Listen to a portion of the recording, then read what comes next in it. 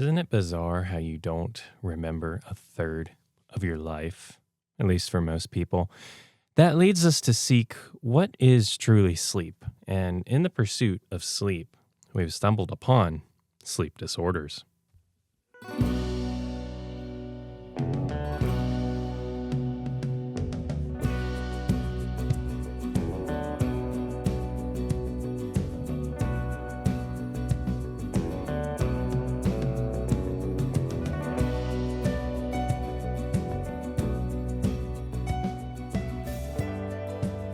Welcome to Musings on Mysteries and the Mythical Matrix. Ladies and gentlemen, mystery seekers, musers, conspiracy theorists, interdimensional philosophers, seekers of truth, comparative mythology enthusiasts, and last but certainly not least, all of you that desperately cling to your confirmation bias. Whether your interest is Atlantis to Zeus, cuneiform to quantum physics, we tackle it all from our quantumly entangled castle tucked away in the ancient flood-battered central Pangaean mountain range. We are the one-stop shop for mystery, history, and comparative mythology.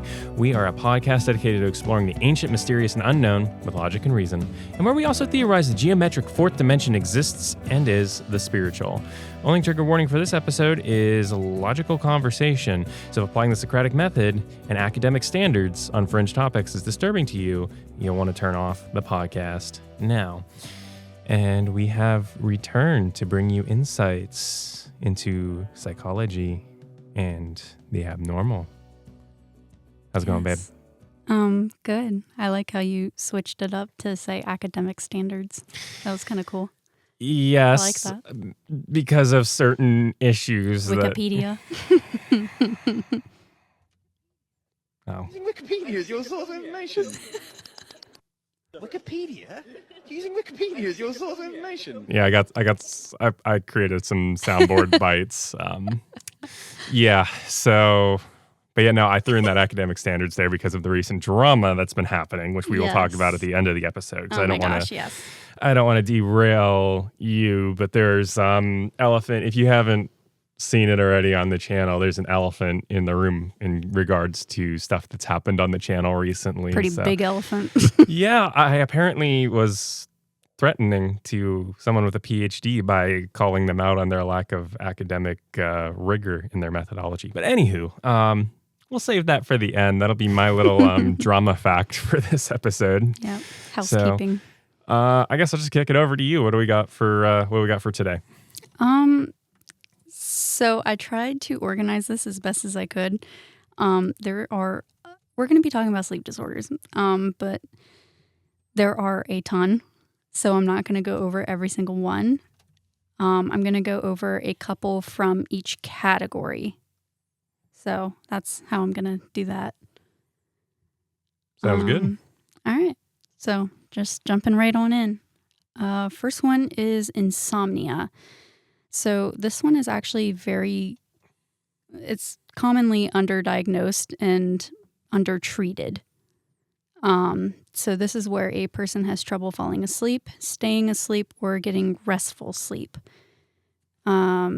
And research has actually indicated that insomnia is associated with dysregulation in brain regions and neurotransmitter systems responsible for sleep-wake regulation, arousal, and emotional processing.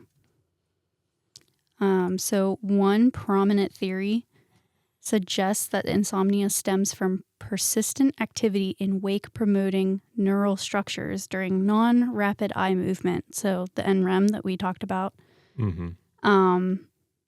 So that leads to a state of hyperarousal or increased metabolic activity and heightened alertness. So this makes it difficult to initiate or maintain sleep. So you're basically kind of able to almost like fall asleep and get into that like just before REM and then stop. But okay, so if that's insomnia, do you know what it's called when you can't fall asleep because you're hungry?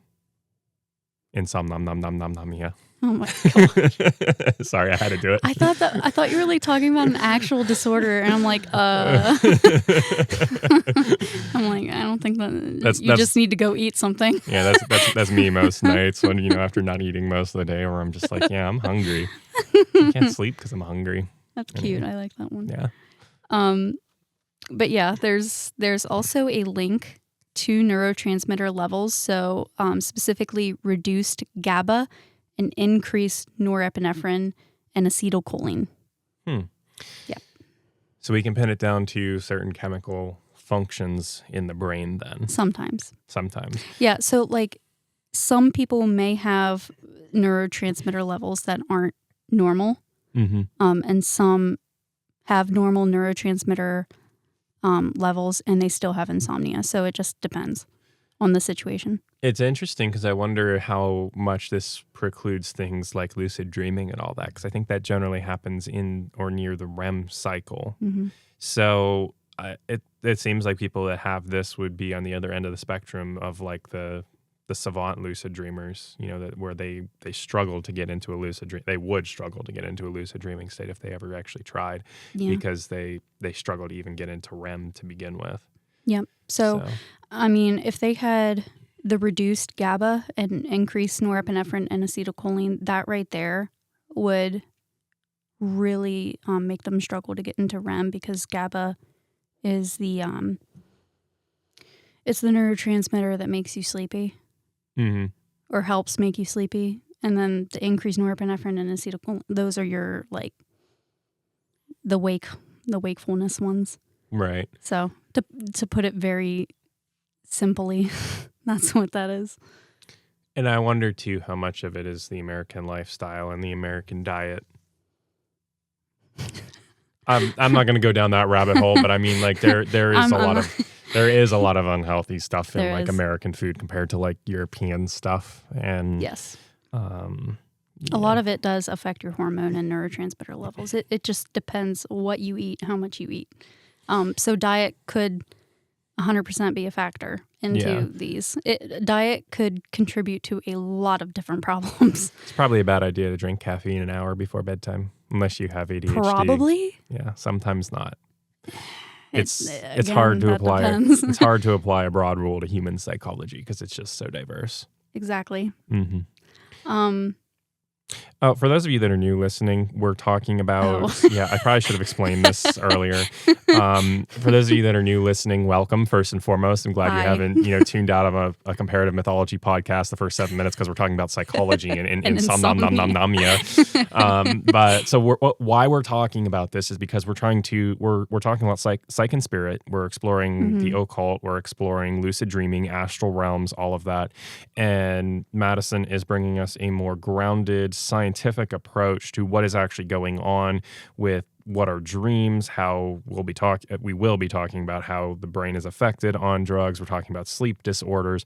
We're bringing a very scientific, grounded approach to contrast to conversations like that we had with Vicki Joy Anderson. Like more spiritually based and stuff like that, more faith-based. Yeah, and then we're going to have a couple of different guests on for the next couple episodes as well, talking a little bit more about some experiences with the occult or insights into the occult and astral realms, astral projection, all of that. And so our intent here is to lay the groundwork of how this all actually works so we can theorize off of that. Because I think the first thing, we have to do is explore the science of it before we start going crazy.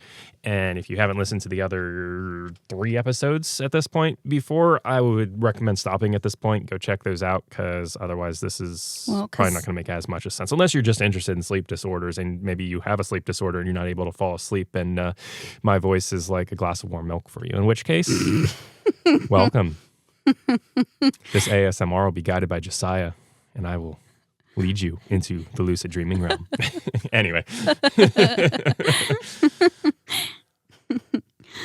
Oh my. But the only other thing I had to say about insomnia was like medications, and that's why the medications specifically target GABA, orexin, and melatonin receptors. That's pretty much it. That makes sense. Yeah.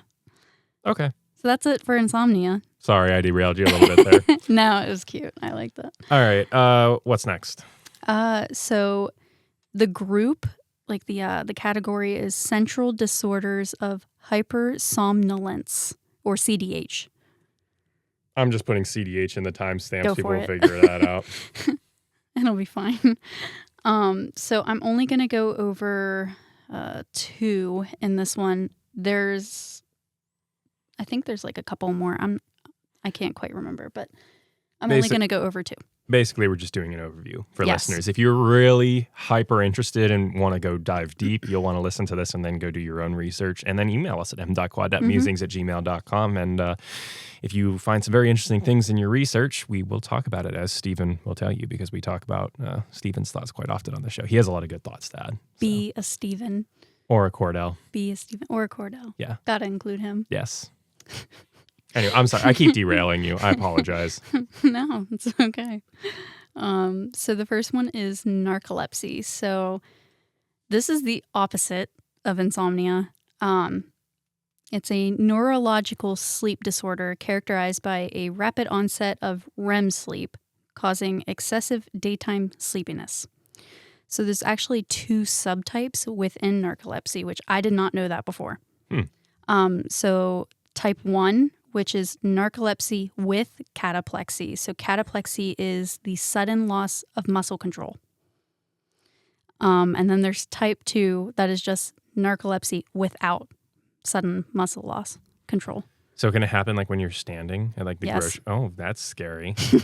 That's like the Vulcan neck squeeze thing in Star Trek, where like Spock will come and just grab your neck and like squeeze it, and you just. I really want to learn that move. It's not. It's a real not move. real? No, it's Dang. just it's a Star Trek thing. But yeah, Dang. no. I'm a nerd. For those of you that didn't know. Anywho, but no, that's kind of wild. That's actually really scary. That like you can just like literally like it, and it's like you fall asleep. Yeah. It's REM sleep. You just Yeah. instant. Mhm. That's kind of scary, actually. That's terrifying. You really can't live your life if you have that. I mean, depends. you can, You but can. like You just have to adapt. That's the only thing. that'd be very unfortunate for me if I'm like mid parkour move and like just Face diving plant into face first concrete. into like a table and just. Yeah, I have a lot of diverse interests for our listeners. Yeah, the more episodes you listen to, the more you find out about like my quirks. So You have a lot of them. Yes, I do. I'll leave it at that. So yeah, type 1, type 2. Yeah, so the biggest difference between them is just the cataplexy, the sudden muscle loss control.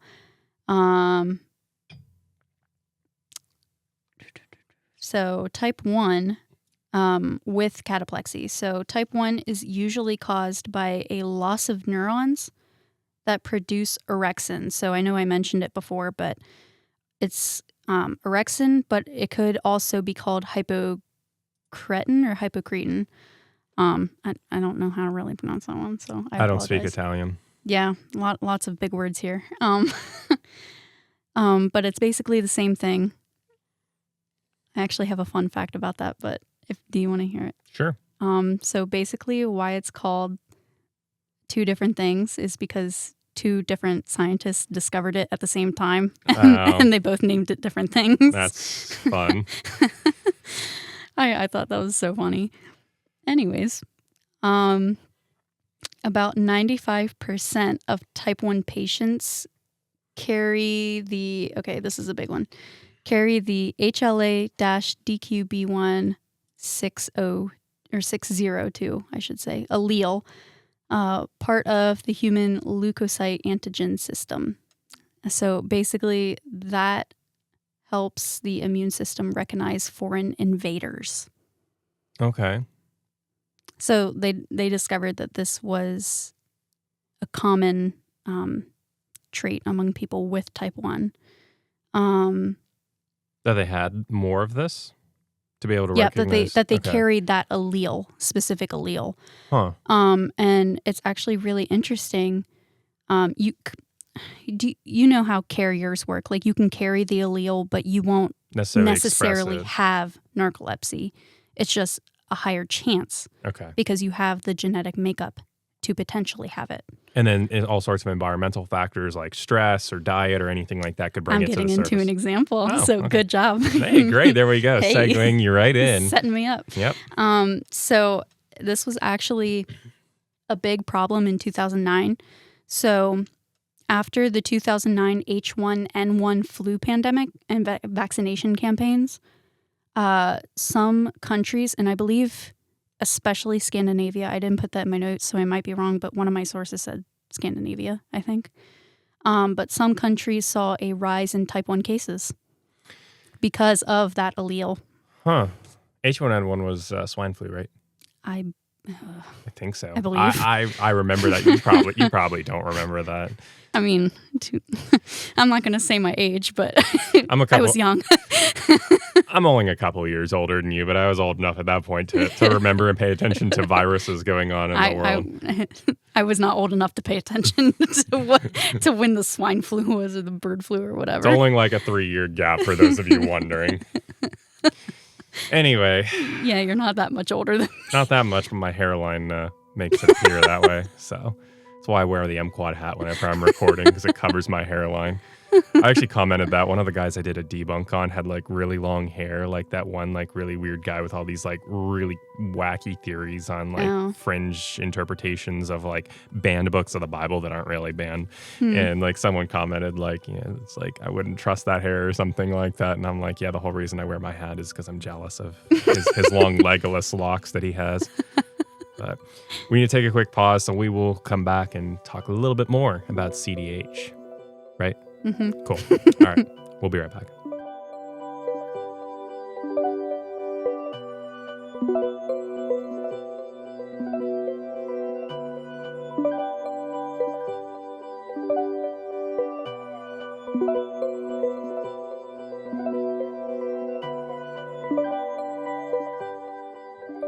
Transcending the dream field here at Musings and Mysteries and the Mythical Matrix, but only if you can fall asleep.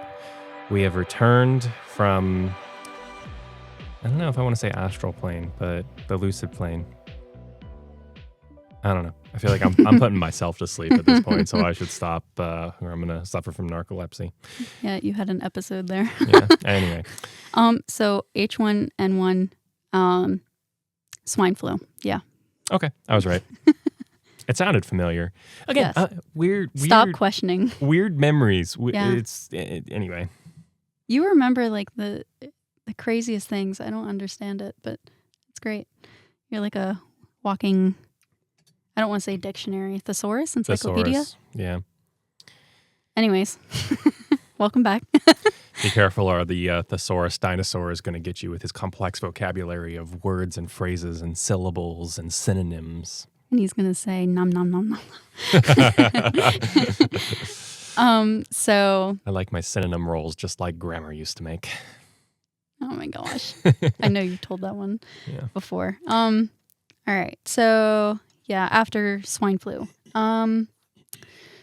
So scientists think that in some people, the vaccine or the infection may have triggered an autoimmune response that actually attacked hypocretin or hypocretin, however you pronounce it. But those neurons, particularly in people genetically predisposed, so again, the people carrying that allele.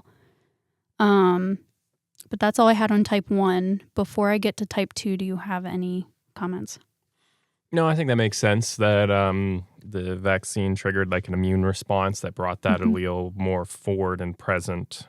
Yeah. No, that's pretty straightforward science there for genetics. So yeah, no, I'm good.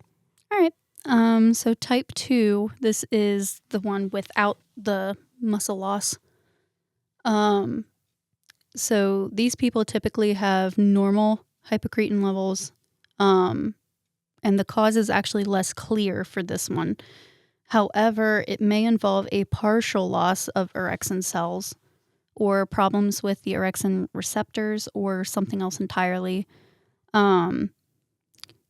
So with narcolepsy in general, or I guess I'll just say for type 2, but brain trauma or tumors affecting the hypothalamus, where orexin is made, could also be an explanation. So that's all I have for type 2 because there's a lot more research that needs to be done for type 2, but they're kind of looking towards orexin, but also just the hypothalamus and brain trauma and trying to understand like what causes that. I actually almost wonder for like type 1, because again, if we apply the alchemy lens that Stephen brought up, where things are concurrently happening in the physical and spiritual and all of that all at once, if that's kind of more of like maybe they just have more of a connection or an imprint into this, if we look at the dreams as spiritual, this is just one way of many that we could look at this, of course. So I'm not by any means stating this as fact. This is just pure speculation. But, what if that's kind of like the bat signal for them almost, if you will, where they just can kind of flip a switch and, snap in to the dream world almost, into that REM with the type 1 narcolepsy. And that's like, it's just kind of like an instant transfer into that. Even, again, it all depends on how we approach sleep. If we just approach it purely from that scientific standpoint, or if we approach it with more of like, Vicky's lens and how she would approach this, like, you or mean more spiritually? Yeah, like, or like Stephen's like, approach and his insights, like what is happening here? If this is this just physical? If it's not just physical, what is happening on the spiritual on this? And that's just kind of, where my mind immediately goes to is it's like, it almost seems like the spirit is being pulled into the dream world, like jerked, like instantly. And some people just have a gene to specifically allow that. And that's kind of what I would interpret this as, from my worldview. But that's all I had. No, I mean, that's a good speculation to have. Because like I said, there's a lot that goes into these disorders, and one thing could go wrong and you have a disorder, or one thing goes wrong and you don't, or you're perfectly healthy, or there's just a lot that can influence us in ways that we still don't quite understand. Yeah. But that's all I had for narcolepsy. What's next? Idiopathic hypersomnia. So this one's just IH. What did you just call me? Idiopathic? How rude. At least you're not psychopathic. That's true. Anyways, this one is another type of sleep disorder in this category of hypersomnolence. But it's characterized by a constant, overwhelming sleepiness. So it's not the rapid onset that you get with narcolepsy. It's just constant. You just constantly feel tired. Yeah. Like no matter, like it, I mean, you can that's go to me. sleep. Okay. But with this, like you even take naps, you go to sleep and you still wake up like not fully rested. So with this one, the exact cause is, again, unknown, but it could be connected to, bear with me, DQB1 asterisk and then 02 genetic marker. Okay. So this gene is a variant of PER2, and it's actually expressed in a circadian pattern in the SCN. And if you listen to the other episode, SCN is just suprachiasmatic nucleus in the hypothalamus. So this could also be dysregulation of microRNA or an immune system reaction. Okay. So what I've noticed, which may not be 100% correct compared to the other disorders that I'm not going to cover, but at least with the IH and then narcolepsy, there seems to be a big connection to the immune system. Yeah, that is true. I mean, and that makes sense, I think, because like autoimmune can sometimes be linked to things like the hyperthyroid, like thyroid. So you can have hyper or hypothyroidism, and that affects your energy regulation. So that would make sense if this is just maybe a little bit more of an extreme manifestation of that from like a biological perspective, which I don't know the science of this. I'm just speculating. So. Yep. So the next category is sleep disordered breathing, so SDB. I'm just going to go over sleep apnea with us with this one, but there's a lot more, and I included a source that covers a bunch more. So you can check that out if you want. But sleep apnea happens when your breathing repeatedly stops and starts while you're sleeping. So this is categorized into obstructive sleep apnea, or OSA, where your airway gets blocked, usually when the muscles in your throat relax too much, or central sleep apnea, or CSA, where the brain doesn't send the right signals to the muscles that control breathing.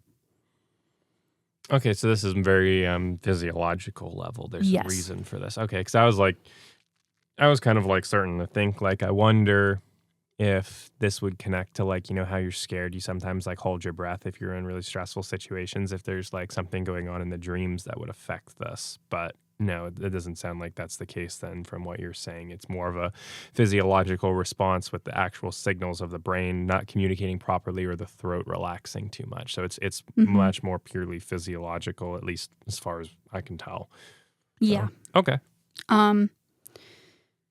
So for OSA, obstructive, there's a lot of potential causes. So this includes throat and face anatomy, like purely just bad anatomy. Like sinus cavity and all that too. Yes, but it could also be like enlarged tonsils. It could be, stuff like that. Okay. So endocrine disorders, hormone levels. So you mentioned thyroid. This one actually plays into it. So thyroid, insulin, or growth hormone, obesity, and just plain old genetics. All right. There's a whole list of genes that could be related to OSA. I have them typed here. I am not going to cover them because it is a long list of letters and numbers, and I don't want to confuse people. Hey, you might cure someone's insomnia with that. Who knows? Do you want me to list them? No, you're good. Okay, because there's like 8. It's probably not going to make any sense to like 99% of our listeners unless we have like one neuroscientist listening. I tell you what, if you are interested, check out the sources. They are in the sources that cover sleep apnea, I promise. So there's a whole list of genes that could be related to these, but more research actually needs to be completed to confirm any of this. So they're just seeing kind of the correlation, like, hey, these are present when this is a problem, but they don't know if this is a specific cause. Okay. Yeah. So another study actually took genes that show different activity levels with people with OSA compared to those without it. And they actually compared them to groups of genes that behave similarly and are associated with the disorder. And they found 53 key diagnostic genes, but they found 5 main genes actually standing out as the most important. And then within those 5 genes, 2 of those were found to have causal relationships with OSA. Okay. Yeah. So there's a bit more research that's been done on this to find correlations and all that. So there, and if I'm remembering correctly, this is a very recent study. They're still actively looking into it. So genetics is it's very complex to study, and it's very complex to see the interactions between genes and disorders, because they have to kind of single out every other factor. Right. And it's hard to put the body in full isolation too, because it's such an interconnected machine. Exactly. Biological machine that you pull on one thread and it can affect a lot more than just one thread. And that's why I'm concerned with this whole gene editing idea, but that's a whole nother conversation. Oh, yeah. So I forgot that wasn't even a debate. Yeah, that's a pretty big one, actually. Yeah, that you can unknowingly, because we just don't know everything about all this stuff yet, you can unknowingly tamper with something that has a very negative effect. So, yeah. But that's all I had for OSA. And then for CSA, the causes are very different. So these are congestive heart failure, high altitudes, opioid use, and potentially OSA treatment, specifically CPAP, which I thought was very interesting.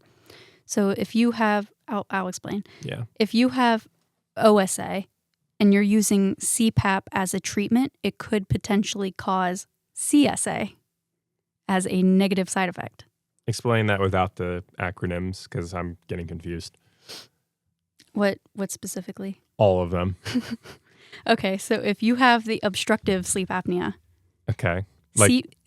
The one where your throat stuff like is blocking. shuts down. Okay, yeah. Yeah. If it's getting blocked, CPAP, which I'll look it up quick just so I can. Is that like the breathing apparatus thing? Yeah, it's a machine you wear at night. Oh yeah, the little like nozzle you thing. See you put it? Over. Yeah. Okay. I looked up the picture. Yeah. So that's CPAP machine. Okay, so if your throat shuts down and you use the fancy machine, this everyone one isn't thinks shutting down. This is where it gets blocked. Oh, okay. So the airway gets blocked. That's obstructive. Mm-hmm. And the treatment, one of the most popular treatments actually for this is CPAP. But if you use CPAP, it's continuous airway pressure. Okay.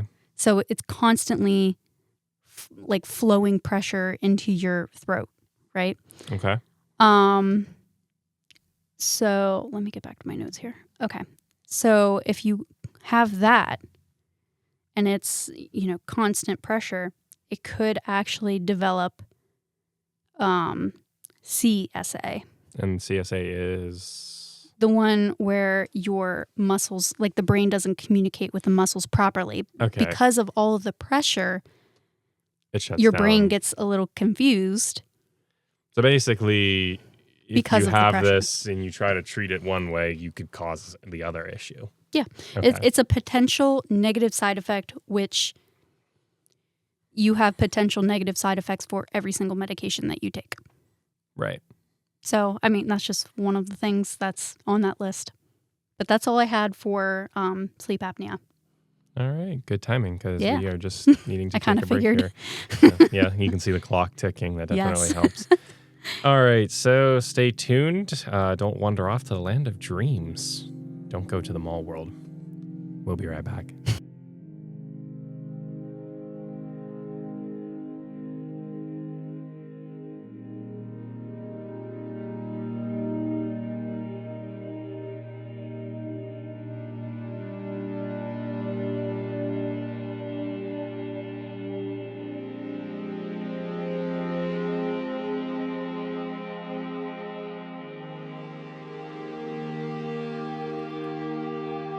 And we have returned here on Musings and Mysteries and the Mythical Matrix to call you out of the Game Boy shop in the mall. Return to us. Wake up. Wake up. Wake up. All right, we're here.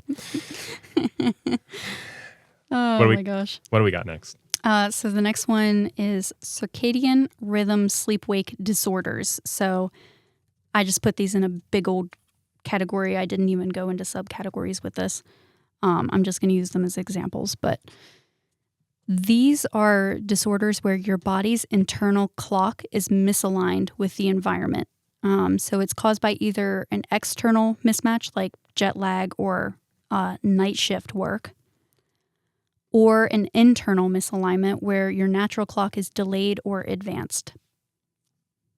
Okay. Yeah. So the SEN could be affected by brain diseases, head injuries, or infections. And it's also linked to the eyes. So any person with damage to the eyes, retinas, or optic nerves, they're more likely to have circadian rhythm disorders because they need the light to be able to set their clock. So this is why you have sleep training with babies too. Mm-hmm. Why when babies are first born, they don't have a circadian rhythm because it's pitch black all the time in the womb. Yeah. So, yeah.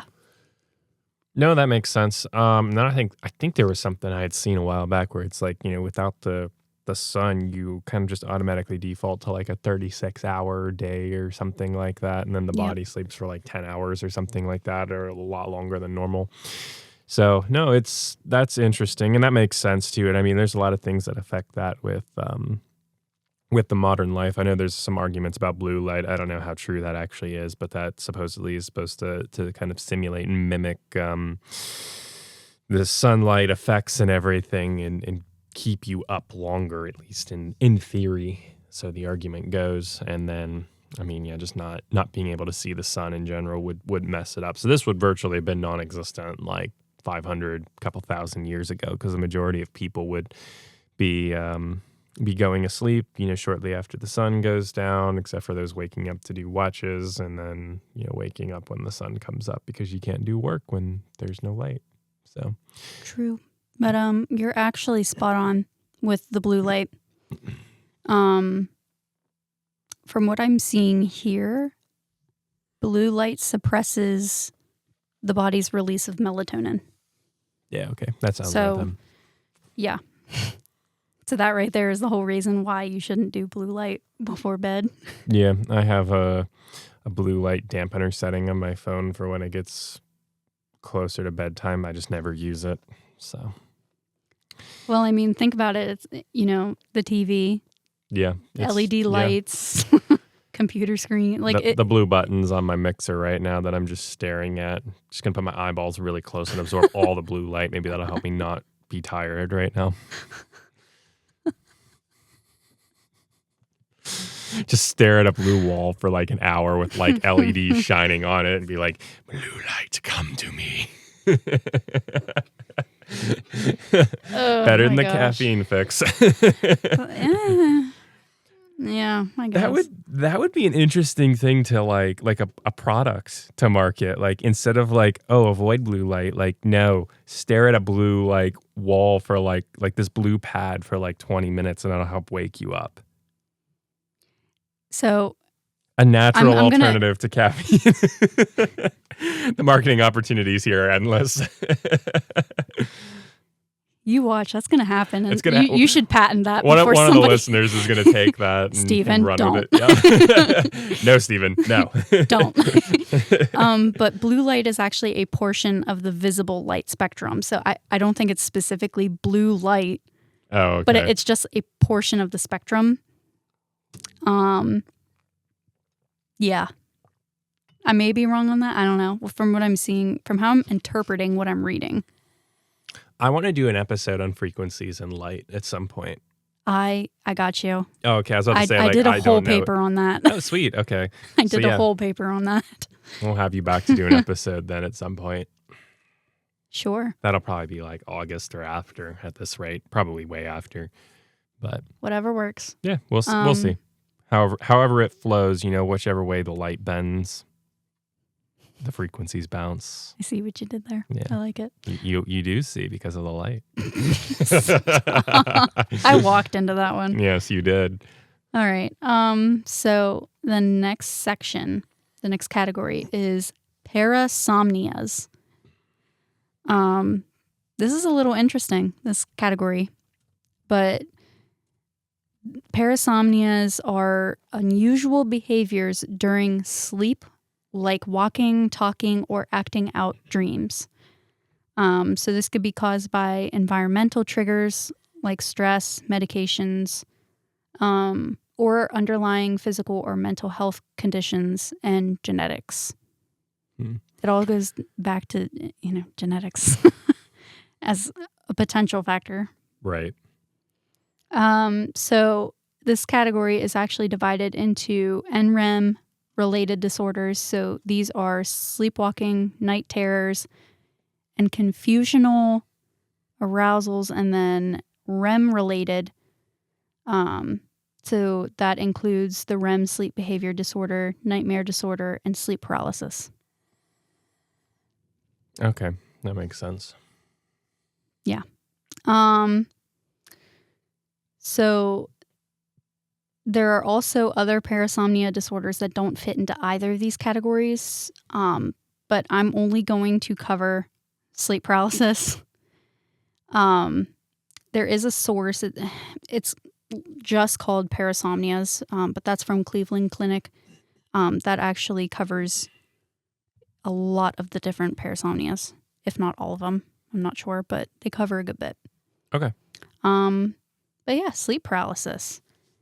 This is believed to result from a REM sleep disturbance where consciousness returns before the paralysis lifts.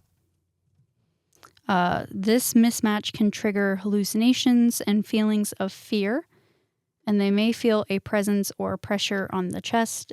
This could be caused by stress or PTSD, sleep deprivation, narcolepsy, or some mental health disorders like schizophrenia or bipolar disorder. Okay. I mean, yeah, I can see, I can understand where this is coming from and trying to quantify it in a scientific realm. But again, I think that applying science too broadly to something like this isn't always the best idea. That there's a balance of, okay, there are certain things I think are scientific, and then there are also certain things where it's like, this probably isn't. I'm half and half with it. Yeah, so I'm half and half-ish, where I think, yeah, there's certain points where it's just a psychological phenomenon, scientific phenomenon. And then there's certain points where it's like, there's probably something more. Like, I'm very much into science, and I do believe that there's a lot of scientific explanations for things like sleep paralysis, but there are times where there is no explanation and stuff just happens and you don't know. Yeah. Our bodies are, I don't want to say sensitive and resilient, but they're kind of both at the same time. So like one little change and stuff like this could happen, but then you don't know. So Yeah, the human body is in a very fragile balance for its equilibrium at times. And then there's other points where it's like, you just don't get fazed by things. And every person is different as to what'll faze them and what won't. So. Mm-hmm. But I thought it was interesting that, individuals with schizophrenia or bipolar disorder, they already experience hallucinations. So, like waking, yes. Yeah, Okay. and wakefulness, yes.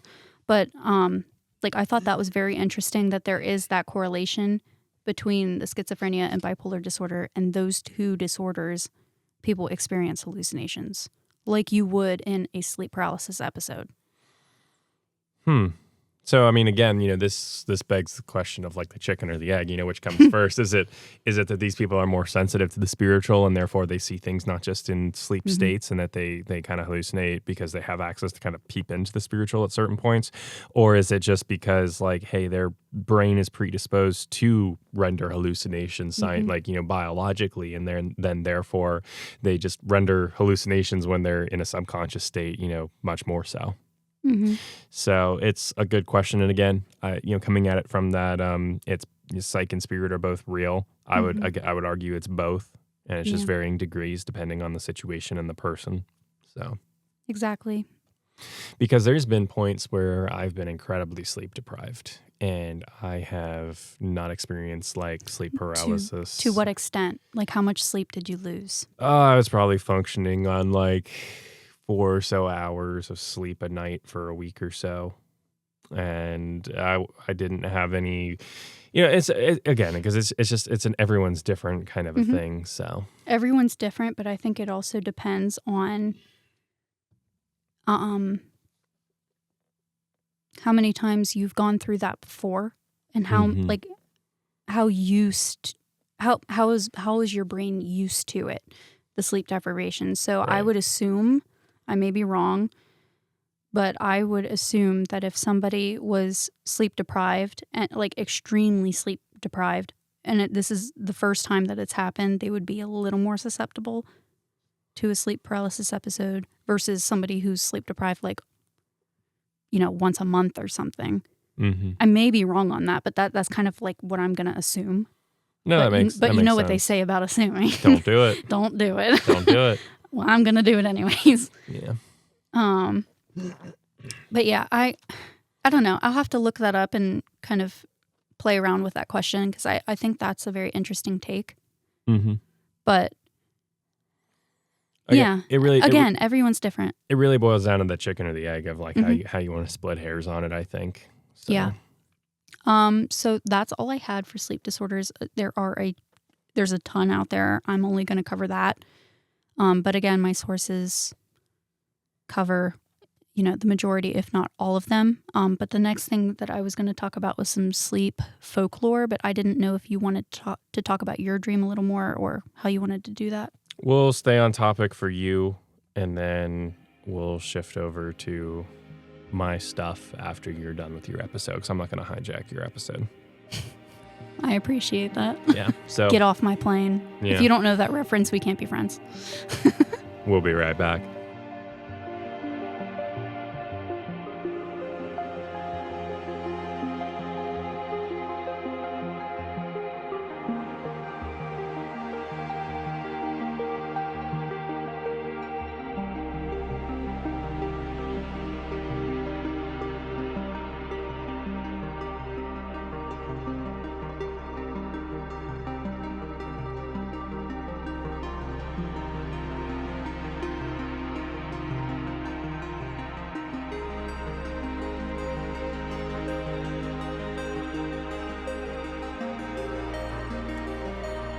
Wake up. Don't fly away. Here on Musings on Mysteries and the Mythical Matrix, we are glad that you are still with us for this ride into the deep subconscious of all of our brains here on Musings on Mysteries and the Mythical Matrix, because we go to sleep every single night, and we don't really have a absolute comprehensive definitive answer on what we all experience when we sleep, let alone memory of it. You don't remember the majority of your dreams. Yes, that's true. So we owe it deeper thought. If you have weird things going on in your brain, in your own brain, we look back to the past, 6,000 plus years into the past, and speculate on things here on the podcast. But if we have weird phenomenon that, every person on the planet is experiencing every single night, and we haven't fully explored that, we owe that a bit more as well. And that's what we're doing here. So over to you. You had folklore stuff. Yes. So going off of sleep paralysis, there's a lot of folklore with that from many cultures. So some of the earliest folklore actually depicts Lilith in ancient Sumerian. Episode and Hebrew 44 for texts. our listeners. Sorry, what? Episode 44 for our listeners. Go check that out if you haven't already. We break down the facts and the myths surrounding Lilith. Episode 44. Lilith uncovered, Adam's lost first wife. Yeah. Question mark? Yes, question mark. Very much question mark. Very much skeptical question mark. So 2 question marks. Yes. Anyways. The skeptical face, with the raised eyebrow. The meme. The emoji? The emoji, yeah. Yeah, that's definitely that.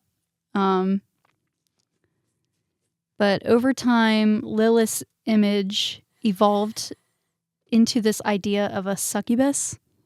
Yeah, and I didn't put a trigger warning for any more Oh, adult topics. I apologize. No, it's fine. I should have asked you first. That was my I'm bad. not going to get into... Yeah, just reproductive related topics. Yeah. And we'll continue on the conversation. Yeah, you've been warned. But I'm not going to go into any detail really. It's just a demon that torments or seduces people while they sleep. That's all I'm going to say on that. Mm-hmm. Okay. Yeah. Any thoughts on Lilith? I mean, because then you have I forget, it's been a while. Is it the Lilu is the male counterpart that's mentioned in Gilgamesh? Thank you. And that's mentioned in the Sumerian king list. So there's documentation of this weird, wacky stuff with reproductive topics in dreams going all the way back to one of the oldest, if not the oldest tale that we have documented in human history. And then you have, in Gilgamesh as well, he invokes dreams and spirits in the dreams and everything. Mm-hmm. And we broke that down with Vicky on the last episode as well. So it's these motifs that are here and in our culture have been around for millions, well, not millions, thousands of years, at least, thousands of years documented in history. Millions of people have experienced this phenomenon in some capacity or another. So it just really adds a lot of... You mean sleep paralysis? Well, just different phenomenon with sleep, where, whether it's encounters with entities or sleep paralysis or weird dreams or maybe having some type of insomnia or another, there's Yeah, there's a wide range of experiences, I think, on this. Mm-hmm. And so it's interesting to see this documented in our earliest points in history, and it's still a thing now. That's just interesting to me. I think that's kind of cool. Well, because it's a relevant, I'll say problem. It's a relevant problem that still happens to this day. It was relevant 6,000 years ago, and it's relevant now. Exactly.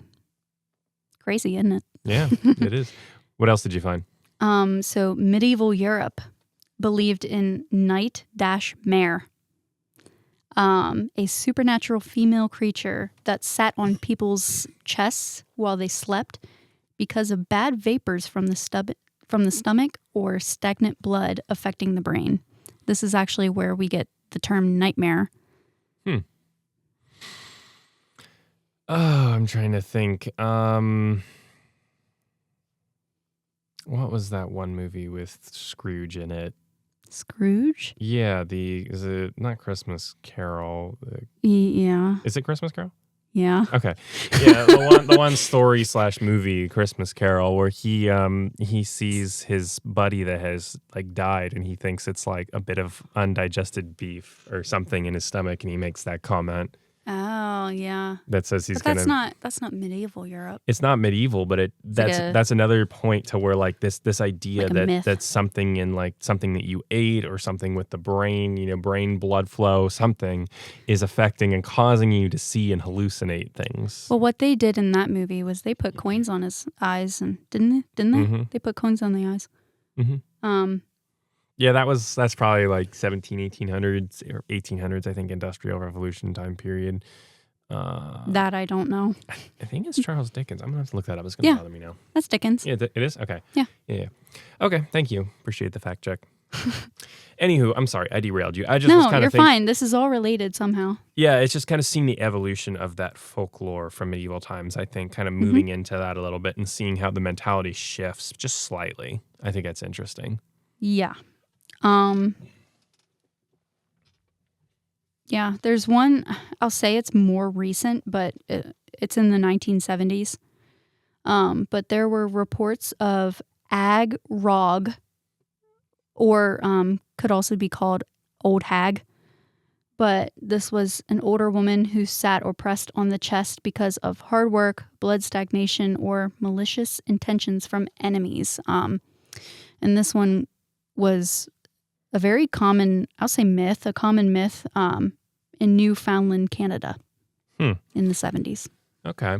I think there was something I'd heard on another podcast. It was some paranormal one about like cats as well. Yes. Yeah. This kind of seems to connect. I think there was something about a cat / old lady, and it was like one and the same or something like that. I forget though. It's been like a year since I listened to that. I don't know if I included the one in my notes about a cat, but I remember reading, again, in the sources, I remember reading about a myth of a cat sitting on the chest or something like that. But anyways, so Brazilian folklore, there's an old woman, and I'm going to butcher this name, Pisadera? Okay. I'm going to spell it Pisadeira.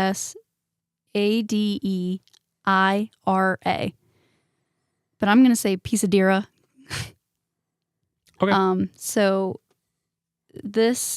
she has long nails and walks on the chests of people, sleeping on their backs after a big meal. Sounds a bit like a cat. Kind of. But this is an actual woman, so. I know, it's concerning. Yeah, with long nails, apparently. Japanese culture, I'm going to butcher this too. Kanashibari? Should I spell that too? I mean, it's for the Latin transliteration's sake, you can, I guess. Kanashibari.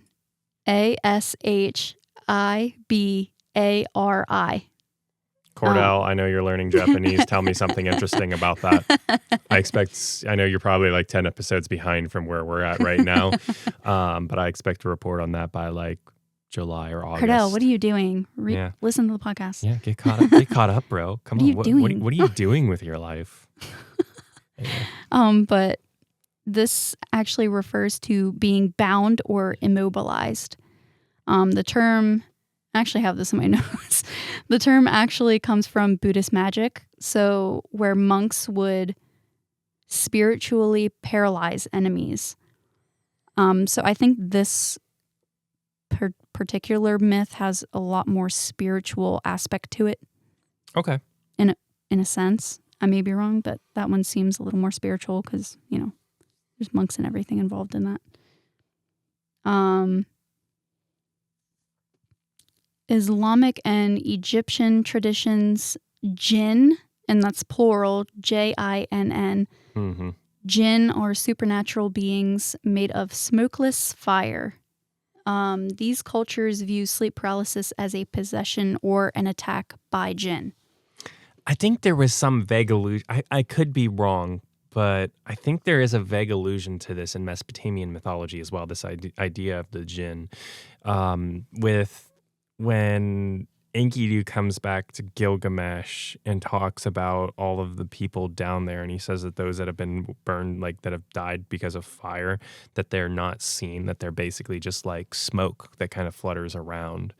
And so it's like, I think that this was like somewhere I might have seen this, that there was a vague connection to that being maybe a precursor idea for the jinn. I don't know. I just wanted to throw that out there because I do remember that, and I'm vaguely familiar with what the jinn are. I haven't really done a deep dive into it. There's so many things I have to deep dive into and not enough time. So, well, I didn't do a deep dive into any of these myths. I just kind of compiled them all together. But Cambodian culture, there's, oh my gosh, good luck. Khmauk. I'm going to say Khmauk. Khmaoch. And then second word, oh my word, Sengkat. S and then an A with like a upwards arrow. NGKA with upwards arrow T. It's not an umlaut. I know it's not an umlaut. Okay. I don't know what it's called. I'll take your word for it. I don't know too much about I'm sure all of that Google right or whatever search engine you use will appreciate the regular A. They'll find it just fine. I'm sure we have a Bing user too still in there. Is Bing even Bing. a thing still anymore? Or is that gone? Probably. Okay, I don't even know. Just like Internet Explorer. I saw a meme the other day about Internet Explorer. It said, guys, I'm on my way to Area 51. It's like, yeah, about like 6 years too late. But yeah, this one, it translates to the ghost that pushes down. They believe that the hallucinations are of ghosts, demons, or dead souls that are sent by sorcerers or tied to traumatic historical events. So I think with this culture, there's a lot of heavy emphasis on generational trauma. And this is playing into that, the traumatic historical events. Okay, yeah. So I just wanted to point that out. I thought that was kind of interesting too. But yeah. Last little point here is, interestingly, people with poor sleep quality or sleep disorders, they're actually more likely to believe in life after death, ghosts, demons, mediumship. That's just communicating with the dead. Near-death experiences as proof of life after death, and alien visits to Earth. So the more likely the more you believe into that stuff, the more likely you are to experience poor sleep quality or sleep disorders. So I thought that was very interesting. Or is it the other way around? Is because you've had experiences with the spiritual that you believe in, that you know that it's not scientifically quantifiable, and you have sleep disorders over it, and then therefore you are more likely to believe in it because you have the sleep disorders. Good so again, point. it's chicken or the egg. It's it's correlation versus causation. Yeah. So no, I just thought that was very interesting. Because I listened. I wasn't on the episode with Vicky, but I definitely listened to it, and it was really interesting when I found that study. Because I just kind of thought about, well, there is a huge spiritual aspect to it. yeah, I think. Yeah, and I think when you experience something like that too, like if you've never experienced anything like that, I think it's really easy just to say, "Oh, it's just people hallucinating." Yeah.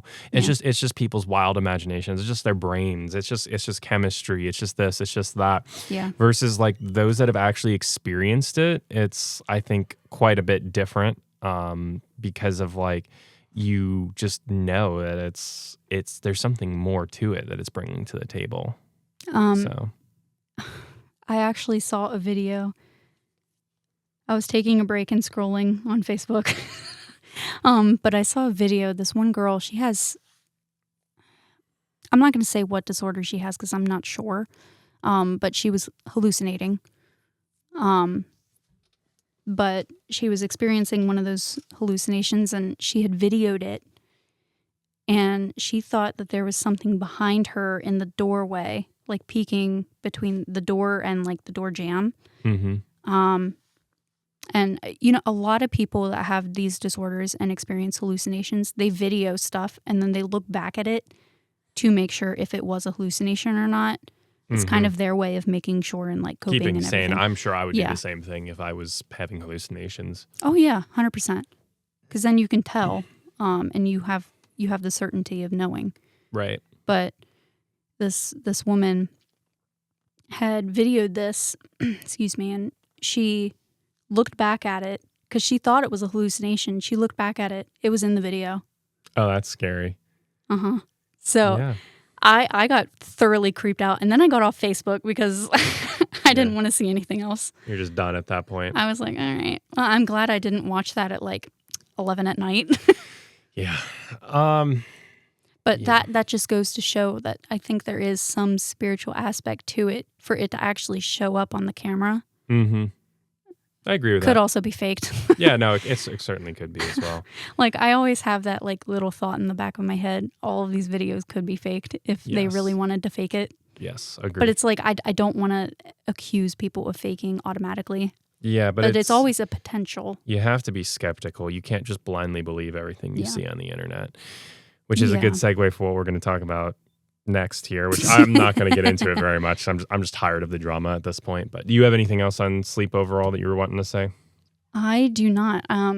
Yeah, but that's kind of all I had. There's definitely a lot more sleep disorders, and I probably could have gone into a little more spiritual aspect with them, but that's just the sciencey groundwork for it. Yeah, no, that's a good, and again, you're just here to kind of give us that scientific angle so we can logically speculate off of that a little bit for these more fringe conversations that we're having as well, and to not, go off the deep end, to stay grounded, with all of the conversations we're having in a scientific approach. Mm-hmm. So it's important to have before we speculate too much. But I will finish with this segment here that, if we didn't have ears develop, like we didn't have ears, develop, created, however you want to quantify it, we wouldn't know that sound existed. We wouldn't be able to do podcasts. So like how much more... You'd be able to feel the vibrations. If it's hard or heavy enough, but like a lot of like me talking right now, you wouldn't know.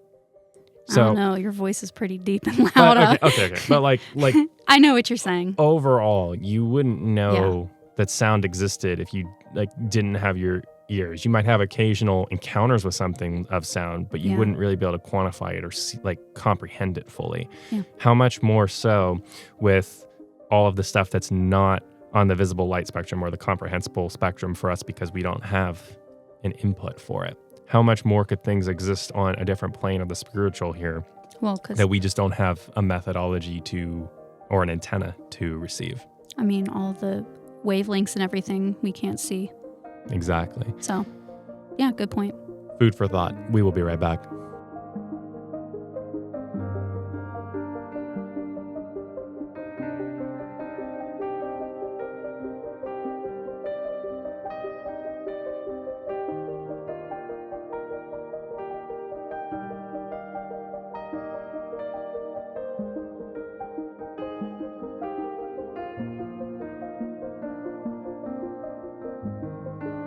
Dreaming here on Musings on Mysteries and the Mythical Matrix of my own dream.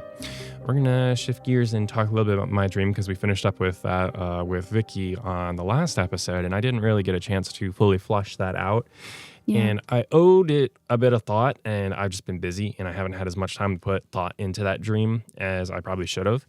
But I was thinking about it because she kind of made the point of like the intent kind of communicates, whether it would have been a divine or a fallen encounter, looking at it from that more Christian perspective. And I was kind of thinking about it, and I'm like, a lot of good has come from that. That gave me like, when I looked, I took that experience and I applied it to scripture, and I was able to hold on to that encounter during like harder times of my life. And it was a very positive thing. And so, I mean, there could still be some room for like approaching it too strongly from this for confirmation bias to say, oh, because it was a good experience, and I brought good lessons away from it, that it had to be God. But I would definitely lean that way thinking about it. And thinking back on it too, I'll have to give this some more thought, but I don't recall anything with anything trying to make contact with me. It was just kind of like a, hey, I'm here thing. Like it was just making the presence known. It was just like kind of like blinders have been lifted off of my eyes to see more of a spiritual perspective. That this is what the spiritual is. It's not so much that there were actual entities that I was aware of in any capacity trying to like be like, hey, come with us so we can show you things. Let me show you the dark side. Yeah. It was just more of a, this is what you can't see. Here you go. And then as soon as I tried to like interact with the stuff, it's like that's when it ended. And so I think for me it was just kind of more of like a, here's a sneak peek, not jump into our alien spaceship. So do you still think it is, like, just for clarification, you still think it was God? I do. Yeah, I do think that I owe it some more objective, honest thought than I've had time to give it.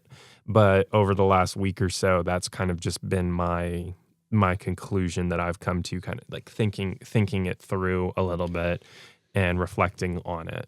Because with my thought process, God, if it was God, he would have known how you would have reacted to it. If he would have known that you would have reacted negatively to it, would have been confused, scared, wouldn't have, interpreted it or even attempted to interpret it, I don't think he would have done that.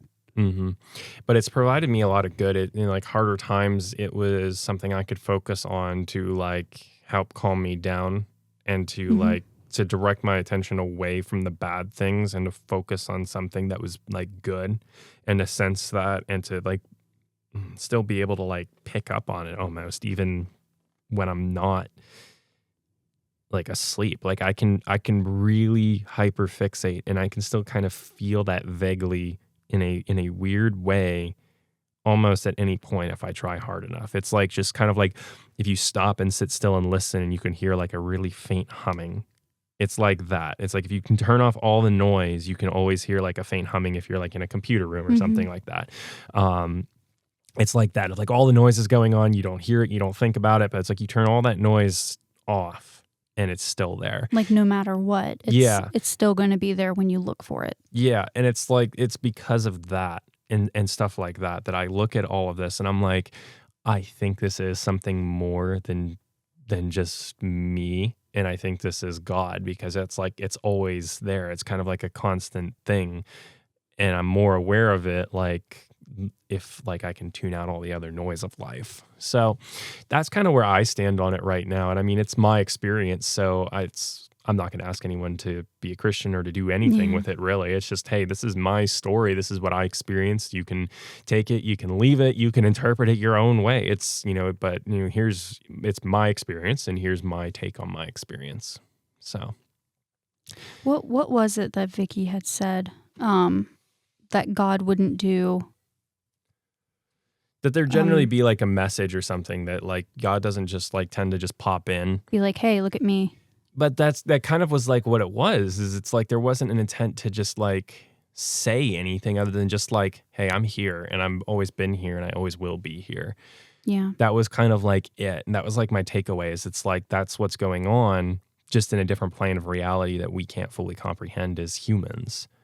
And so it was like, it was saying something without words. It was just like Like, Well, it was communicating through feeling because you felt the calmness. You felt, you yeah, know. it's like if I come and just sit next to you when you're having like a hard day or something like that, if Yeah. you're stressed out. It was kind of like something like that where it's like, it's not saying something, but it's just showing up and providing a comforting presence. And that was kind of more of the intent that I took away from it. So, Yeah. yeah. What still confuses me is the fact that you spoke out and asked if it was God, and then the dream stopped, or vision, however you want to define that. But then it stopped. I still don't know what I think about that. Yeah, I don't know either. It was like I believed it was God, and I didn't need to ask the question. So the fact that I asked the question that I didn't need to ask. That was so sassy, though. Be like, okay, dream over. Yeah. Vision over. So, you don't need to ask that. So I mean, and that is true. That is a way that you might lean more towards like some kind of deception attempting to be taken like place there. Because they were seeing if you were vulnerable enough and you called out. Right. I don't think that's what it was, because I don't think it was trying to make any kind of like contact with me. It was just like hey. Just the presence. Let's take the blinders off of your eyes for a minute so you can actually see that there's more to reality than what you're able to comprehend. And okay, you've seen it, you know it's me. I'm putting the blinders, back on now that you have that little awareness. And it's the fact that I can fixate on it, and I can like still feel that. And I know what that feels like, and it's like a constant thing. It's just like, that doesn't seem like something that like a demonic thing would do, like to be able to exist 24/7 if I just like stop and like think about it, and like I really focus on trying to listen, and it's like always there. Like that seems like, and it's a peaceful, calming thing, like always. And it's like, yeah, it just seems like that would be more of God from a Christian perspective. It brings clarity to me when I have struggles and questions, especially like questions of faith in the past, not confusion. And so that's just where I side on it. And so however you want to interpret that as a listener, that's up to you. But that's all I got on that one. I don't know. My brain is like churning right now. I'm trying to make sense of it, but yeah, we can talk about it in another episode too. Well, you had said positive things have come out of it. Do you feel comfortable sharing which positive things? I don't want to get too much into it, but it's just more of like, it's helped provide, when I've had questions, it's helped provide clarity and calmness when I've had struggles. It's kind of more of like, I'll leave it at that. I think that's more than sufficient. And so like, because I can kind of lean on that when things are a little bit more rough or confusing in life at points like that. I don't know. It's more like an anchor. Yeah. Okay. Yeah. I gotcha. Yeah. So. Well. Yeah, I'll briefly mention the drama that's happened over the last week for those of our listeners that are not aware. That was so entertaining. Oh my gosh. Oh. Stressful for you and like it was very stressful. Annoying, but like very entertaining for me.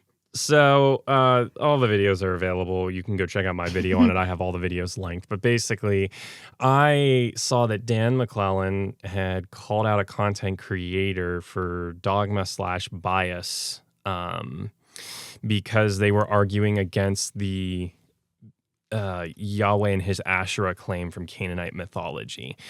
And I like dug into it a bit, and I'm like, I don't see much substance to all of this. And I'm about to do a whole even deeper deep dive. I've got one of Mark Smith's books, Origins of Biblical Monotheism. I've got Ugarit poetry, which is the Canaanite mythology text. So I'm about to do even deeper deep dive into this. But I did a video, and I was like, I wasn't so much directly addressing Dan. It was kind of more of an open-ended question to everybody in the video. But I named Dan as like, you argue this, but well, because he specifically, because spoke out. I was kind of like, it wasn't specifically a response to his one video on it, but it was just like, I've seen him claim this, and I want to like get some clarity on it. So I did a video, like a little short, like asking, where is the textual or archaeological evidence that we can indisputably interpret that biblical monotheism, that the biblical belief, the whole Bible came out of the Canaanite Ugarit society? Like, where is that evidence? And it was a very fair question to ask from an academic perspective. And I've been involved in the academic method since I was a kid. Like I've grown up around this methodology and seen it used and applied. So I know how it's supposed to work. And so I asked, like, in open-ended. And Dan McClellan, Mr. PhD, did a 25-minute response video full of red herrings, straw mans, ad hominem attacks, trying to downplay, discredit me, do character assassination on me because I simply asked for receipts for this claim. For evidence. For evidence, because he had made this claim. And then he wanted to play semantic games as well. And this is what really irritated me, is he has a PhD and he's a prolific content creator, yet he wants to hide behind semantic gymnastics.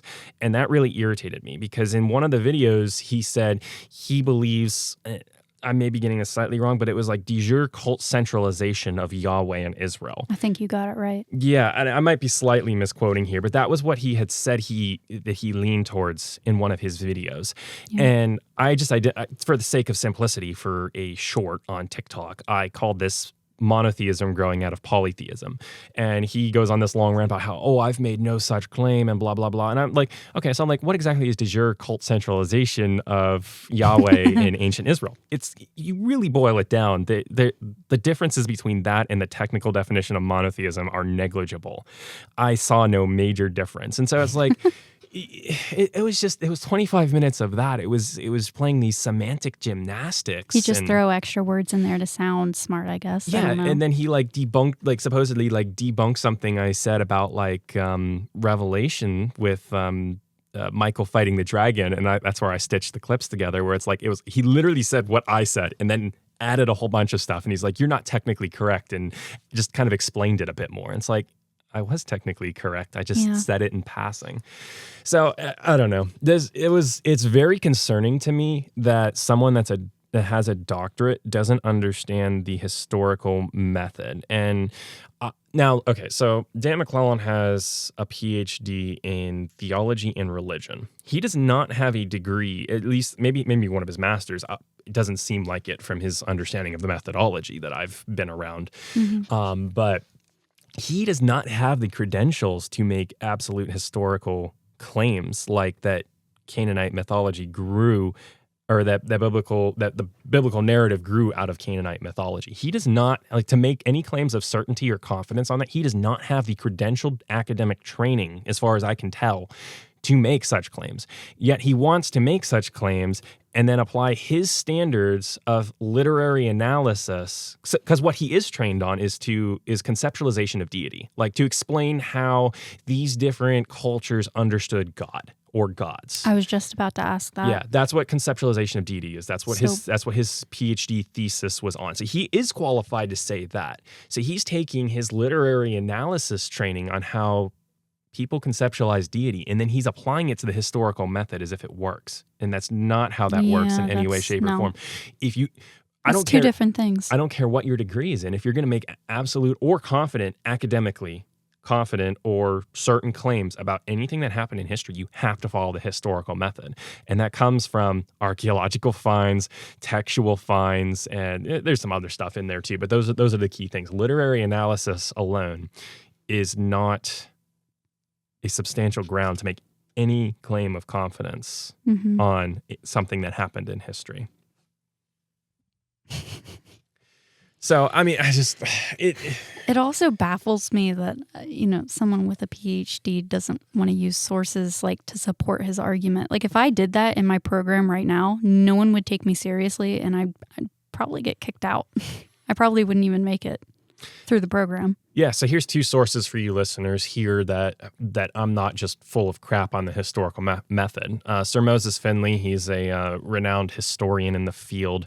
He made the assertion and the argument frequently that we should actually remove the Trojan War from the Iliad, from history, and put it into just speculative literature until we find definitive evidence, not only of Troy's existence, which we did have at that time, but that we actually found definitive evidence that the Trojan War happened in the way that it was being described. Right. This is the historical method here, not what Dan McClellan is selling. Yeah. And again, John Hayes from the Manual of Sumerian Grammar, I read this literally the day I was mad I didn't read this sooner, but I read it like the day after all this drama, and I did the video where he was talking about he was talking about like etymology for the word bronze across Sumerian, Akkadian, and Indo-European languages. And he said that speculation is fun, ultimately, in his conclusion, but that there's almost no way to prove such relations between languages. And it's like, if you're going to say that you can't even prove like similarities in languages just because of similar words, how much more can you, like, because Dan's ultimate argument was that King Josiah, not me, the King Josiah that's in the Bible, rewrote the Bible for monotheism. If you really cut away all of his semantics, that's more or less my understanding of what he's arguing. And you can't just make a claim for rewriting something in history without any archaeological or textual finds to support that. And the archaeological and textual finds we do have actually contradict it. We have what's called the Ketaf Hinnom scrolls, and it's some silver amulet scrolls that contain the Book of Numbers. And these scrolls, it's like a priestly blessing from the Book of Numbers, almost verbatim. And this find dates to the time of King Josiah. So why then are people taking and they're putting on silver scrolls, like engraving in metal, not just like, oh, I'm going to write this on paper. No, they're going and engraving in metal a priestly blessing when the whole Bible was supposed to have been rewritten right around that point to shift to Yahweh worship only. It's like, that doesn't even make sense. No. And then too, if you're going to rewrite the whole Bible, why wouldn't you use damnatio memoriae? Just wipe and tell everyone, hey, you know what? All this polytheism that you see in the Bible, we're not just going to rewrite it to be apostasy. We're just going to remove it entirely from the history. It's just going to always have been Yahweh worship. And if you say anything else, you get executed. Mm-hmm. Kings did that in the past. So why did King Josiah do such a different thing if this actually happened? And that's the thing, is it's like the Bible doesn't bear this, like, you can argue that there's some editorial aspects that happen to the Bible, but it doesn't bear the same marks of censorship as a lot of other documents, because there's a lot of embarrassing things that happen in the Bible. King David was a huge hero for the Israelite people, and it's recorded that he commits adultery, and that he commits murder, and that one of his sons usurps his reign and sleeps with all of his concubines and wives. It's like, this is an incredibly embarrassing thing for your most notorious and favored patriarch. Yeah. Why is this in history? If you're gonna go and wipe stuff from history, why would you not wipe that? Why? It's the Bible has all of these things, and so it's stuff like that where, if you're going to argue editing, it doesn't make sense from a historical standpoint. And historically, we do tend to just trust documents that they're telling us the truth unless we have a reason not to. If we have conflicting records, that's when we can be like, okay, this might not be telling us the full truth here. So Dan is trying to overstep his field and say it's his field when it's not his field to make historical claims. He does not have the training to do so, at least, again, from what I can see. If I'm mistaken, then I'm open to correcting it. I have seen no evidence for it. So it's very concerning. And then he wanted to hyperfixate on a Hebrew typo that I did on a TikTok comment, instead of actually engaging with my material in honesty and actually presenting what archaeological evidence we did have to support his theories. Like actually engaging in like the actual original video that you had made. Mm-hmm. He spent like half of the time attacking like a typo that I did. And it was a typo because it was a noun in that usage, but I was referencing the verbal root of the word, and I accidentally added the one character to the end, the ha symbol, and that turned it into the noun root instead of the verbal root. And it's such a small thing to hyperfixate on. It was character assassination. He's trying to discredit me, and he's hoping that he can discredit me loud enough to draw away attention from the fact that I am presenting something that challenges his field fairly, honestly, and it challenges the dogma that he's bringing to this. I am glad that he pointed it out, though. Yeah, no, I mean, I appreciate said the thank correction. you. I did, honestly, and I meant that, yeah. Yeah. And we do appreciate corrections because we do get stuff wrong. We're human. And that happens in pretty much any subject you're learning about. You make mistakes. It's going to happen. I've never claimed to be a Hebrew scholar or a Hebrew master or have a doctorate in Hebrew. I mean, even Stephen can tell you, he's asked me some Hebrew questions and I've been like, hey, I'm not that great at Hebrew grammar. at certain points, but here's my take. Like we've even had private correspondences about like questions like that. So it's like I've never ever like toted that, oh, I understand everything about Hebrew. What I do is I hyperfixate on specific areas that I'm like, okay, there's some questions about this verse. Let me deep dive into it. And so I'll do like a crazy deep dive into what the grammar is and what it's saying and everything here. And that's where like I'll get the content for my shorts and my insights, and I'll do comparative analysis using like Strong's interlinear to illustrate how this word is used in different contexts. So I've never toted that I'm like this perfect Hebrew scholar. And so to use that to try to discredit me from questioning his methodology is very concerning. It's very disingenuous. So that's the thing is there is a lesson here for the listeners that have stuck around this long, because I wanted to say, just kind of on the fly, off the hip. I didn't have anything prepped to say on this other than just my vague thoughts. But I wanted to discuss this with the more dedicated listeners if you're seeing the drama that's going on, so you're a little bit more informed on it. It's not an honest way to engage, and it's very concerning that someone is pretending to be an expert in a specific field that they very clearly don't understand. Mm-hmm. And the fact that they are making claims and acting so confident in that is a huge red flag to me. Dan is a huge part of the reason why I have a lot of distrust for the academic system. I've seen a lot before Dan as well. I have seen Billy Carson. Billy Carson's not academia though. But I have seen. Ballpark. I'm going to leave this vague because this is other people's experiences, and it's not my stories to share. But I have seen a lot of bias and issues in academia before, and I'm not saying academia is bad. Don't misquote me. Don't misunderstand me. There are certainly very redeeming qualities to academics, but there is a lot of concerns as well. As I've pointed out in, I think it was episode 49, I highlighted parallels that Yale's professor, Christine Hayes, tried to draw between Genesis and the Enuma Elish. And I brought the academic rigor and the academic standards up against her arguments, and they all fell apart. Mm-hmm. And it's just concerning to me that these academics are presenting these things with such certainty, and then you bring a little bit of academic rigor to it, and it falls to shreds. And I mean, the fact that Dan made a 25-minute rant, we're not a big platform here at MQuad. We have maybe 10K followers/subscribers across YouTube, TikTok, and Instagram. Maybe, probably a little less.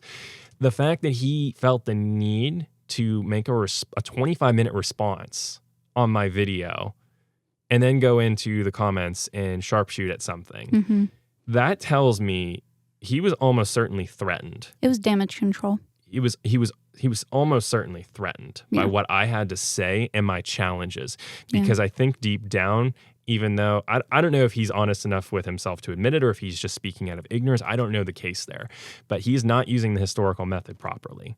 And the sources I've cited on that confirm that.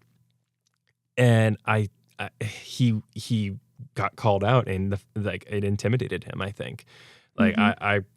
I'm very convinced of that. And it's concerning to me that people want to present this facade on social media instead of engaging honestly. Like, I have no problem to go back and admit if I'm wrong. If I do all of this research in here with Mark Smith's book on biblical origins of biblical monotheism, and I do all the research on Ugaritic myth, and I'm just like, yeah, there's no way to argue against this Canaanite mythology was the original source for the Bible, I will admit that. I am not, we are seekers of truth here. I'm not glued to a perspective. And that's part of the reason why I want to tackle all this next, is because I want to see how good the argument is. I want to steel man it and see if it actually holds, or if it's like the Enuma Elish argument and I can just pick it apart. Because, yeah, I don't know. I feel like I'm ranting on my soapbox here. It's been a while. But you have anything that you wanted to add on this overall, or should we just wrap up at this point? I do want to say he seems very educated, Dan. Yes. He seems very educated. He seems also very afraid to be wrong. Yes. And the two don't mix well. Yes. There's a lot of ego with Dan McClellan. I'm not gonna, I'm not gonna say anything really mean. I think that there is a fear of being wrong, and you shouldn't have that. You should be okay with being wrong. I don't think saying he has an ego is mean. I think it's everybody has an ego. It just depends. Yeah. I mean, yeah. That's true. But no, I found a great online clip here. It's a little bit jarbled because I had to remove the music for copyright reasons. But it's from Indiana Jones, and it was a fantastic quote about the topic. Excuse me, Dr. Jones. Yes. I just had a question on Hargrove's normative culture model. Forget. Read Ver Gordon Child. I'm a diffusionist. He spent most of his life in the field. If you want to be a good archaeologist, you got to get out of the library. It's a good clip. But it's a good. Go watch it's a the good movie. Yeah, if go you watch the haven't movie. seen it. Indiana Jones 4, Crystal Skull. We love it. But no, it's this right here. If you want to be a good archaeologist, you got to get out of the library. That's 100% true. Yeah. You can't just sit and do literary analysis, period, to come to your absolute conclusions. And that's why we have our MQuad explorations, where we'll go actually look at museums and artifacts, or we'll go to locations. And we went to Serpent in the Mound. We went to heck, Art Museum. if I had the money, I'd go to Egypt and I'd tell you all about it. But I don't have money for that. So but like you have to get your hands on. You have to apply the historical method in and of itself properly.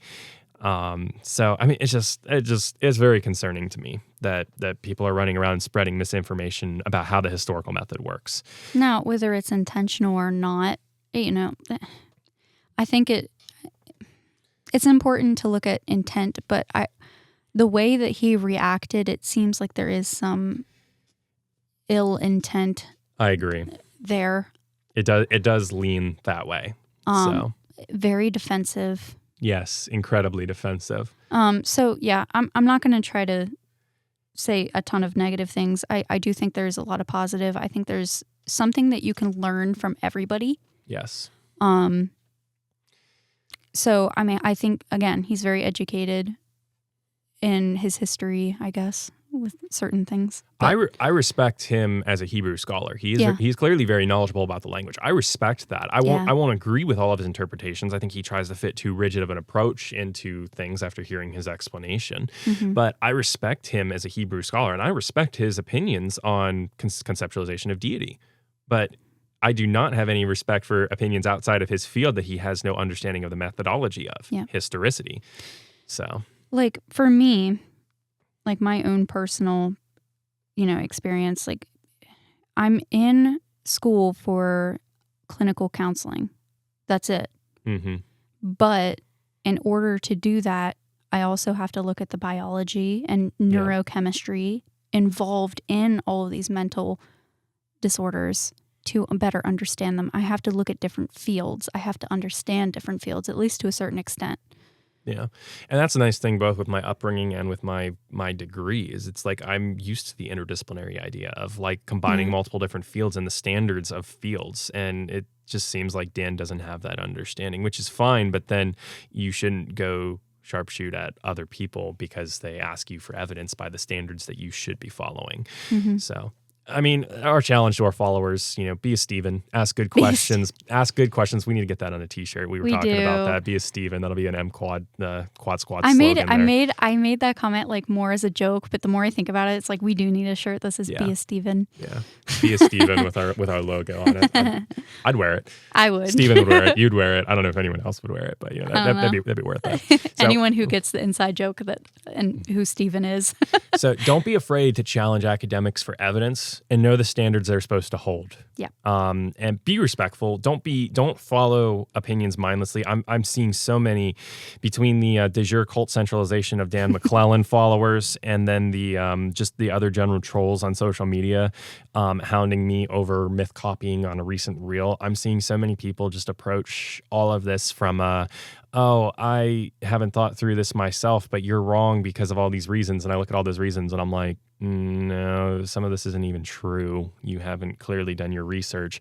And then I had one person, like I gave them a very long response and they just repeated the arguments I disproved pointing to I literally brought up archaeological finds. I'm like, hey, this is disproved because of this archaeological find. This is disproved because of this archaeological find. And then these don't make sense. And then he just like resaid them. And I'm like at that point, you're not listening or I'm anything. just you're not even interested in having a conversation at that point. Yeah, and I was a bit more blunt with him at that point. I was trying not to be rude, but it's like at that point I'm just like I'm a little irritated, so I'm like I'm gonna be a little bit blunt here. But I was basically like, look, I'm not trying to be disrespectful, and I gave this long explanation. I'm like, I'm not trying to be disrespectful, but like, go do some research on what I actually Yeah. said before you repeat your same points. Like, Yeah. you have to think for yourself. You cannot. It is dangerous to trust anyone to think for you, especially academics, because the more I explore what these myths actually have to say and what these academic arguments are, it becomes more clear they have an agenda and argument. Yeah. There is something behind the scenes that they are trying to push. And regardless of how Dan wants to kind of caricaturize it and say, oh, we slowly evolved over into this opinion over time. Okay, that doesn't mean you're not approaching this with dogma now. Is completely irrelevant to my original point. We could have slowly had some honest people that shifted over to this because of a misunderstanding of methodology or whatever other reason. But that doesn't mean you're not approaching this with your own assumptions, dogma, and bias now. And that was my point. It's actually incredibly hard to not approach something with bias. Yeah, and that's why that's why I state my beliefs. That's the first episode. I don't hide what I believe. I state it in the first episode, and that's why I appreciate listeners like Steven and like Cordell that bring different perspectives to our conversation. So it's not just my Christian worldview and then how I can think about other worldviews. We appreciate it because we don't automatically think that way. Right. And I'll try sometimes. And that's not necessarily bad or good. Yeah, I'll try sometimes to step back and be like, okay, but what if ancient aliens, or what if this, like these different theories? Like we even did that this episode. Like, but what about psychology? But then what if it's just biology? And we kind of played that angle back and forth. And that's the point. Yeah. That's how you're supposed to be, to function, to think. So yeah, to our listeners out there, all 7 of you, we're probably more all like 7. We're probably more like 12 or 15 dedicated listeners at this point. But all of our dedicated listeners out there, don't be afraid to ask for receipts. Yeah. Don't be intimidated by credentials, but be respectful. Don't trust credentials to do the thinking for you. Understand the method. But then don't just challenge the credentials with no understanding of their methodology. Have an understanding of the standards you need to apply, and then apply those standards to think for yourself. I'll add to that, somebody doesn't necessarily have to have credentials to have an opinion. Yes, I agree. I agree with that 100%. Thank you. That's one last point I'll make before we close out the show here, is that, okay, Dan doesn't have a PhD in history, neither do I. Yeah. And that's fine. I technically don't have my master's yet. Yeah. So that's fine. Yeah. That is okay. But if you're going to make certain claims of certainty about history, you have to have an understanding of the methodology. You don't have to have a degree in that specific methodology. You just need to have a general understanding of it. Yeah. And the standard that those scholars hold. And the fact that he didn't is very concerning and telling to me. And his reaction to me asking him to live up to that standard is even more concerning and telling. It was a very emotional, I'm threatened attack. Because like his next video I think he did was a response to Wes Huff. So it's I'm on the same tier as Wes Huff. So like Dan attacks me and then attacks Wes Huff right back to back. I'm like, okay, all right. All right, I'll take it. Yeah. If I'm on the same tier he puts you on the same tier, yeah. If I'm on the same tier as Wes Huff according to anyone, I will take that. So yeah. Any final thoughts you have? Stay curious. Stay curious. Stay respectful. That's the biggest ones. Don't use logical fallacies. Please don't. Yeah. All right. So definitely, I'll push the cup of coffee here. If you want to buy us a cup of coffee and support the show financially so that we can keep producing high quality episodes for you, the buy us a cup of coffee link will be in the show notes. I understand that's not possible for everyone. Totally fine. If not, please take a minute to share the podcast with someone. One of the biggest ways that content creation platforms and podcasts can grow is if someone shares with someone else that they personally know, like, hey, this is something that I think you're interested in, like you might be interested in, I'm interested in it, check this out.